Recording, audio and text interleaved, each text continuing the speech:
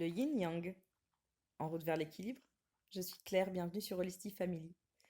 Aujourd'hui, on va parler de ce beau symbole du yin-yang, ce rond parfait avec ce noir et ce blanc, à part égale, une petite touche de noir dans le blanc, une petite touche de blanc dans le noir. C'est un symbole qui nous vient de notre civilisation ancestrale chinoise diffusée par la philosophie du Tao. Je vous laisse faire vos recherches si vous voulez en savoir plus sur ce symbole. Mais aujourd'hui, dans une optique de développement personnel, je vais vous expliquer un petit peu comment ça fonctionne à l'intérieur de nous. C'est la recherche de l'équilibre constant. Et pourquoi est-ce qu'on rechercherait à s'équilibrer? Eh bien, pour devenir entier, complet, équilibré et enfin pouvoir commencer à vivre notre vraie vie pleinement. Donc, ce yin et ce yang, une fois qu'ils sont équilibrés, effectivement, permettent la vie, permettent de maîtriser nos différentes parts, nos faiblesses, nos potentiels, et les ajuster en permanence pour ne plus craindre ce qui doit arriver jusqu'à nous. Et nous avons tous en nous cet équilibre à retrouver, parce que nous l'avions à la base quand nous étions tout petits, et qu'au fil du temps, il s'est un petit peu... voilà, on est parti d'un côté ou de l'autre, mais voilà, et la balance n'est plus très ajustée, et ça nous met des limites. Donc, on va essayer de retrouver un petit peu cet équilibre. Le yin, c'est notre partie féminine sacrée, parfaite en soi. Quand je dis sacré, il n'y a rien de religieux. Je parlerai jamais de religion. C'est quelque chose qui, je trouve, enferme, qui nous dit quoi faire. Et en aucun cas, si on veut être libre et évoluer, nous avons à écouter ce que nous indiquent les autres, surtout par la peur. Donc, je ne parlerai pas de religion.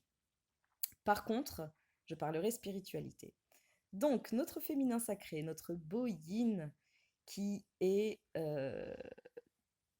la sensibilité, l'intuition, l'émotion, les ressentis, très maternel, très vaporeux, très à l'intérieur, qui est en complément parfait du yang, le masculin sacré, qui est dans l'action, qui est dans le faire, qui est dans la parole, qui est...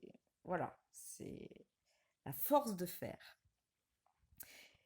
Et donc on comprend bien que quand on est trop dans l'action, trop dans le faire, trop dans l'extériorisation, il manque quelque chose. Quand on est trop dans le silence, dans l'intériorisation, dans... on ressent plein de choses, mais ça sort pas, il manque quelque chose. Donc on va chercher à équilibrer tout ça. Et une fois qu'on l'aura équilibré, on va retrouver notre entièreté. Il y en a qui parleront aussi de complétude, mais moi je préfère parler d'entièreté. On retrouve les deux parties de nous qui existent, mais on en a étouffé une. À part, ça dépend des personnes, des expériences, de notre éducation. Mais par exemple, on peut avoir 70% de yang et 30% de yin. Dans ce cas, on va chercher à avoir 50-50. Sachant que on n'arrivera jamais à avoir 50-50 tout le temps. C'est un perpétuel ajustement. Donc, ce qui est important de faire, c'est finalement pas grand-chose, comme d'habitude, mais c'est juste de reconnaître euh, ce qui nous manque. Voilà. Reconnaître nos failles, reconnaître ce qui manque un petit peu à notre fonctionnement pour que ce soit plus harmonisé, plus équilibré. Et souvent, on peut remarquer que quand on a une polarité yang qui est prédominante, on va être beaucoup plus justement dans la charge mentale, dans le contrôle des choses, dans la domination. On va être tout le temps en train de vouloir parler, tout le temps en train de vouloir expliquer, de vouloir que les autres nous expliquent. On veut tout savoir, on veut tout comprendre. Et surtout, on veut énormément faire. On a toujours quelque chose à faire. Et contrairement à une personne qui aurait une polarité yin beaucoup plus développée, qui va être beaucoup plus dans le silence, beaucoup plus dans l'intériorisation, mais cette personne-là, elle est extrêmement intuitive, donc elle va, est extrêmement réceptive, et finalement, elle va tout absorber, mais pas dire grand-chose. Et ça ronge un peu de l'intérieur. Donc, le but va être de voir, est-ce que j'ai du mal à exprimer mes émotions ou est-ce que justement je les exprime trop, tout le temps, tout le temps, tout le temps.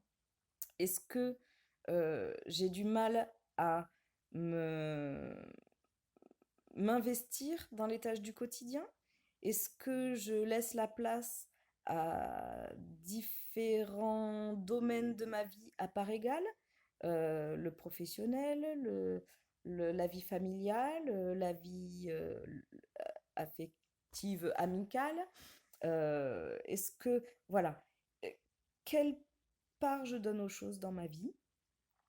De quelle façon est-ce que j'accepte mes émotions? De quelle façon est-ce que je les exprime? Et pourquoi? Voilà. Donc, en se plaçant dans un premier temps en observateur de notre façon de fonctionner, on va pouvoir reconnaître un petit peu de quel côté on penche. Et si on souhaite ressentir plus de bien-être et plus d'harmonie dans notre vie, on sait qu'il va falloir qu'on intègre un petit peu de la partie de l'autre. Qu'est-ce qui se passe quand on arrive, voilà, on passe le cap des 30%, 40%, et puis on commence à arriver aux 50-50. Et là, on se sent entier. On se sent entier, on se trouve soi-même, on sait de quoi on est capable, on sait de quoi on n'est pas capable pour l'instant, on sait quelles sont nos limites, quelles sont nos faiblesses, on les accepte, on se dit ok, là, là j'y arrive pas, mais par contre je peux le dire. Ou ça, ok, je suis capable, j'y vais, j'y fonce, je fonce. Et on va pouvoir révéler tous nos potentiels. On va plus se cantonner à un domaine de notre vie. On sait que tout est possible. On sait que on crée notre vie et que nous avons le pouvoir de créer notre vie. On a tous cette partie yin, cette partie yang. Tous. Ça veut dire qu'on a tous, absolument tous, le pouvoir de créer notre vie. On a le pouvoir tous de reconnaître nos faiblesses comme nos potentiels et nos capacités. C'est juste que on doit les accepter. Voilà, on ne doit plus se faire croire à soi-même qu'on se résume à ci ou à ça. On a tout en nous. On a tout en nous, c'est juste qu'il faut laisser vivre ça. Donc, une fois qu'on arrive à équilibrer nos polarités, on se rend compte qu'on arrive à faire des choses qu'on pensait impossibles avant. On se rend compte que finalement, il n'y a plus de limites. Il n'y a plus de limites dans ce qu'on souhaite faire et que toutes nos intentions sont réalisables. Alors, vient à ça, petite parenthèse, la question de l'impatience. Voilà, on sait qu'on est possible, on sait qu'on est capable de tout faire, mais on voudrait que ça arrive maintenant. Non, il faut toujours un temps de maturation.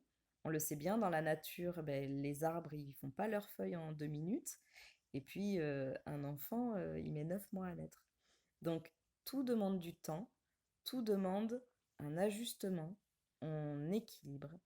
Et là, vous allez voir que tout va commencer à arriver à vous pour que vous utilisiez vos potentiels, pour que vous utilisiez votre pouvoir.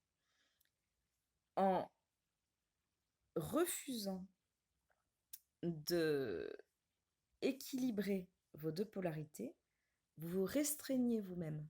C'est vous qui vous mettez des limites alors que vous avez toutes les capacités de tout faire.